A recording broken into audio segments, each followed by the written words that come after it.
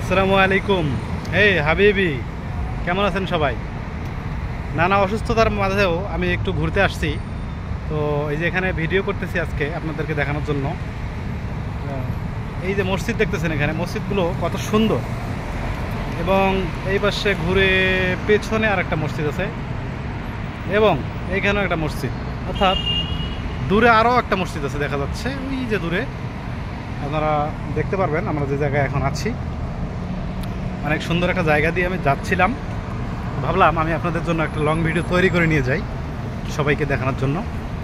এটা হচ্ছে দুবাই শারজাতে আছি, খুব জনবহুল এলাকা এবং অন্যরকম ভিআইপি লেভেলের একটা জায়গা। আমি আপনাদেরকে সবসময় ভালো কিছু জিনিস দেখানোর চেষ্টা করি। এগুলো হচ্ছে ইসলামিক নিদর্শন, পৃথিবীর বিখ্যাত কিছু জায়গা আমি আপনাদেরকে দেখানোর চেষ্টা করি সবসময়।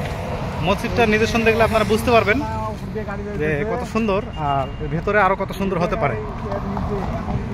সাইড দিয়ে রোড, ব্যস্ততম রোড, গাড়ি যাচ্ছে, সব কিছু মিলিয়ে একাকার সৌন্দর্য।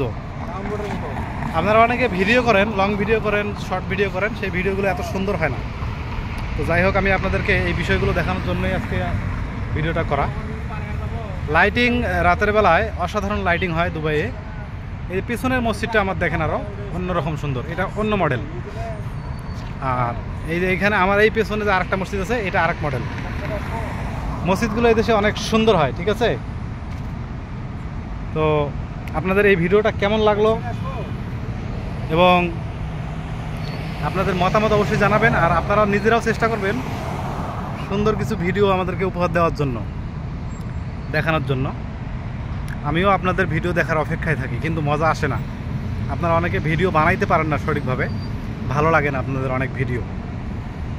ফেসবুকের গাইডলাইন, ইউটিউবের গাইডলাইন, যেটাই মানেন না কেন, গাইডলাইন অনুযায়ী যদি আপনি ভিডিও করেন, আপনাকে ক্যামেরা এভাবে করতে হবে, পাতাল করে নিয়ে ভিডিও করতে হবে, 720 কোয়ালিটি থাকতে হবে ভিডিও। আর যে জিনিসটা আপনি দেখাবেন অবশ্যই সেই জিনিসটা যেন স্পষ্টভাবে দেখাইতে পারেন। সবসময় এদিকে খেয়াল করবেন। দেখেন আমরা এখন যাচ্ছি ঘাস, সবুজ ঘাসের উপর দিয়ে, অসাধারণ ঘাস। মন চাচ্ছে যে এখানে শুয়ে পড়ি, এত সুন্দর দেখা যাচ্ছে। একটু ওয়েট করেন।